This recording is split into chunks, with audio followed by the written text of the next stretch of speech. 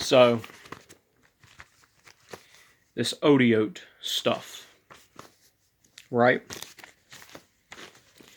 Let me just demonstrate for you. What I'm going to do is I'm going to draw a picture here of an ox head. A picture here of the Sinaitic letter form that would have been known as a bayith in the time in which the script that I'm writing with was originally instructed.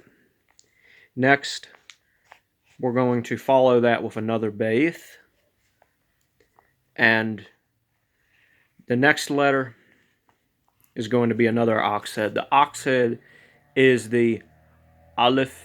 Some believe that it may have originally been called aluf because of the name of champion or perhaps bull. And here we have the word right here. The word here is actually an Aramaic word. This is Abba. So it probably would have been spelled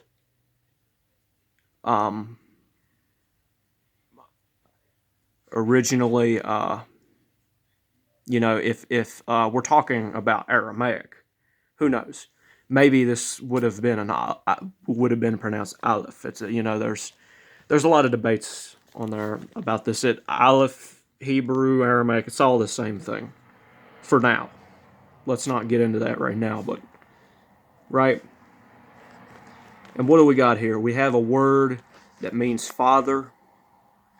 And where the hieroglyphs here, right? We have an ox head representing of the strength and the authority. And then we have the bayith, which represents, Hebrew actually, it reads from right to left, but, it can read either way with this. So, the word actually means strength of the house, and it can literally, you can see it right. Okay, Jeff Benner's Ancient Hebrew Dictionary, right here.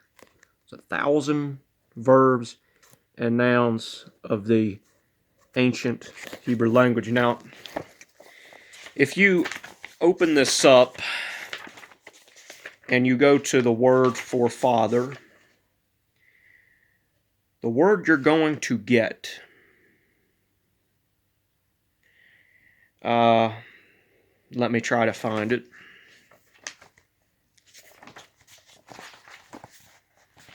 Pretty sure father would be a noun. Let's see here.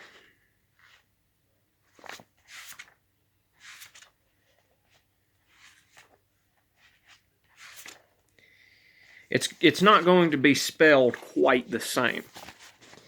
What we have here is an aleph or aluf in some case, and as Petrovich interprets it.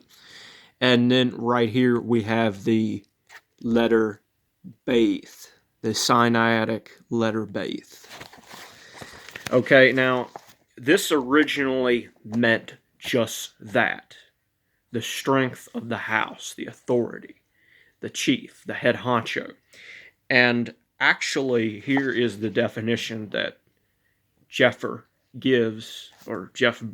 gives for this word, okay?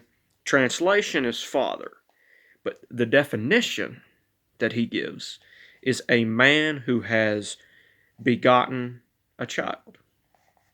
The provider and support to the household, the ancestor of a family line, the patron of a profession or art, right?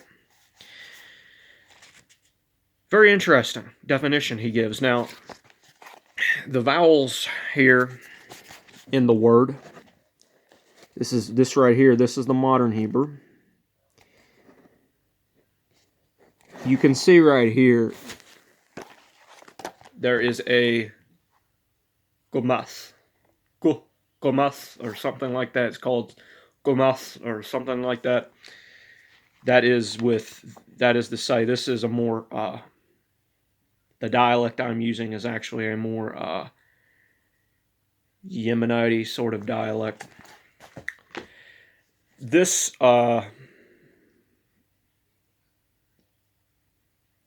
dialect, it can be explained by Rabbi David Bar Haim. I basically just put a bunch of facts together that I consider to be facts. You know, if one can go into these literatures if they want to that Rabbi David talks about, but you know, this is just for the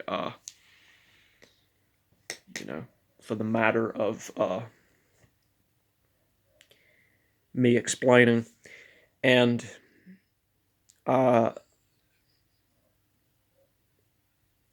it can be shown there that you know, what the word means, but the gomath vowel point, I'm not sure how the letter gof would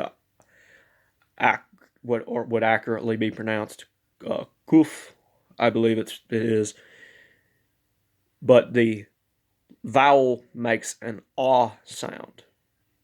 So the word there would be of.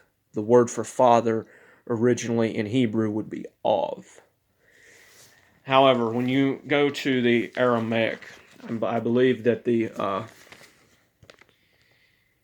Beth in the later Aramaic script actually does have a doresh. And the fact that it has a doresh, let me tell you, that's a b. That's a B sound. There's this guy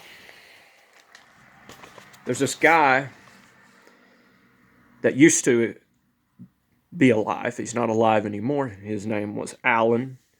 He used to say this meant father of the house and house of the father. This is impossible for it to mean this. That's not what it means, because you cannot take a Hebrew word and just break it down into a bunch of, you know, a bunch of words. The word still means what it's always meant. The difference is this right here. It is that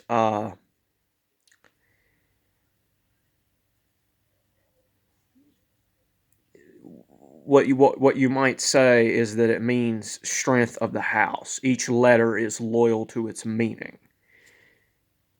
So you can't stretch a word out to mean something else. And we also have root words, just like of is the root word of this word right here, Abba. I believe I'm saying that right. I don't know. I would have to see the vowel points in the word Abba. It might be accurately pronounced Abba, or, you know, many other things.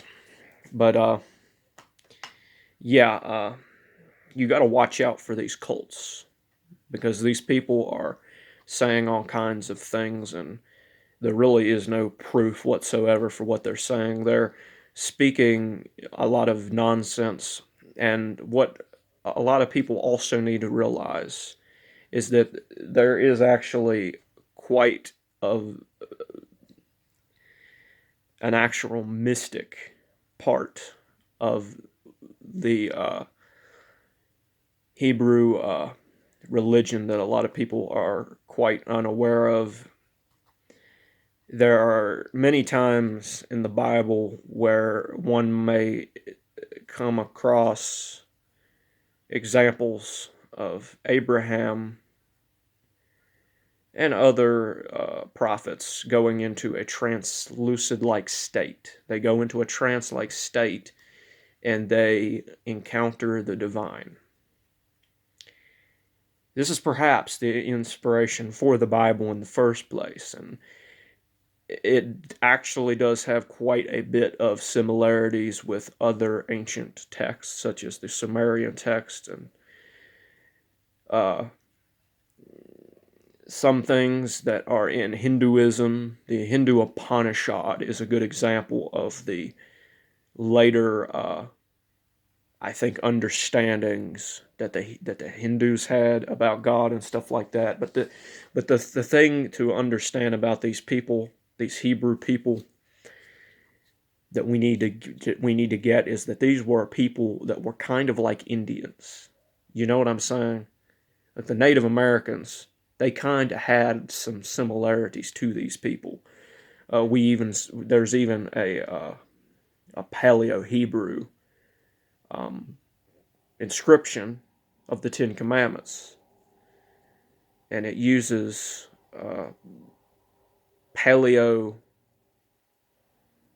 uh, Hebrew for its demonstration. So that this is just one thing to keep in mind. These are a few things to keep in mind. I might come with a video maybe explaining the alphabet in a more accurate sense, but these are just letters. These are just an alphabet. The language itself may have some holy ground, but I believe that this is because of the reputation that the Hebrews have that made this tongue and culture holy. I don't believe that it's just holy because God made it. No religion or culture is necessarily holy just because God made it from scratch. God can come into a culture, I believe, and redefine its purpose, redefine its worth. And I think that's what happened with the Hebrews. You know, I mean, there's no use in talking to me about it because uh,